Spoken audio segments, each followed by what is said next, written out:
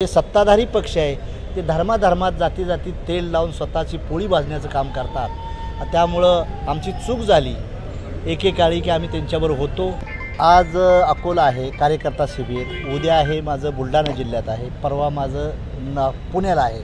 असं प्रत्येक जिल्ह्यात आम्ही कार्यकर्त्याचं संघटन बांधतोय आणि मी महिन्यातून एकदा तरी अकोल्याला येतोय।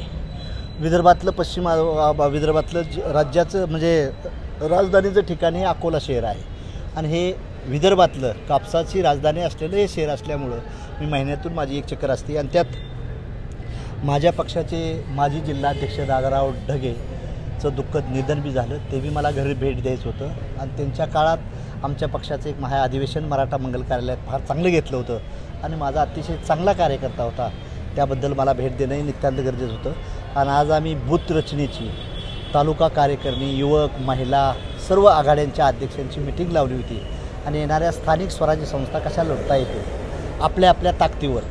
अलायन्स कधी होतं? शेवटच्या 2 दिवसात होतं। पण ते काय म्हणणार, आता पहिला आम्ही NDA बरोबर होतो, आता NDA बरोबर नाही, आता भाजपवर आम्ही काहीही झालं तर जाणार नाही। आमचा यश येईल अपयश येईल, पण भारतीय जनता पार्टी नावाच्या पक्षाबरोबर आम्ही अलायन्स करणार नाही।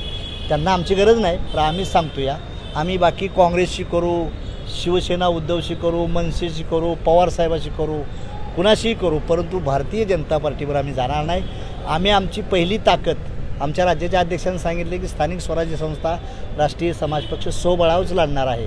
पण तरी मी त्यांना विनंती करीन की काही ठिकाणी जर काँग्रेस आणि आपलं उद्धवसाहेब पवारसाहेबवर अलायन्स होत असेल तिथं मित्र पक्षाशी, तर आम्ही ती करण्याचा प्रयत्न करणार आहे। भाजप सोडून कुणाशी बी हात करू, पण भाजपला आम्ही सत्तेपासून बाहेर ठेवू आणि भाजपवाल्यांना आमचं चॅलेंज आहे की त्यांनी EVM मशीननं इलेक्शन लढू नये आणि मग त्यांची ताकद काय ती पाहू।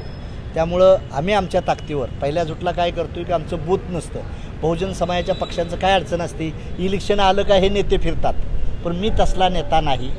मी बांधावरनं फिरणारा कार्यकर्ता आहे, शेतकऱ्यांच्या व्यथा जाणणाऱ्या, सर्व समाजाला घेऊन चालण्याची भूमिका मी ठेवतोय। आणि आता संविधान खतरे में आहे, कोण पुस्तकं लिहिते संविधानच्या विरोधात हे ते काय होऊन देणार नाही आम्ही मंडळी। आणि संविधान होतं म्हणूनच आम्ही इंजिनियर किंवा पक्षाध्यक्ष काढू शकलो, मंत्री झालो शकलो। त्यामुळे समतामूलक समाजाची निर्मिती व्हावी ही राष्ट्रीय समाज पक्षाची भूमिका आहे। आणि जे सत्ताधारी पक्ष आहे ते धर्माधर्मात जाती जाती तेल लावून स्वतःची पोळी भाजण्याचं काम करतात। त्यामुळं आमची चूक झाली एकेकाळी की आम्ही त्यांच्याबरोबर होतो, आम्ही बी अज्ञान असो किंवा आमच्याही पक्षाला थोडीशी सत्ता मिळायला झालं, थोडीशी का असना, परंतु आता आम्ही त्यांच्याबरोबर जाणार नाही। आणि आम्ही त्यांना बाजूला सत्तेत ठेवण्यासाठी 2029 नंतर येणारं सरकार असेल त्यात राष्ट्रीय समाज पक्ष किंग मेकरची भूमिका असेल। दिल्लीपर्यंत राज्यापर्यंत देखील आम्ही जाण्याचा प्रयत्न करू आणि शेतकऱ्याचा मुद्दा घेऊन आम्ही जास्तीत जास्त लोकांजवळ पोहोचण्याचा प्रयत्न करू। हेच कार्यकर्त्यांना आज सांगितलं।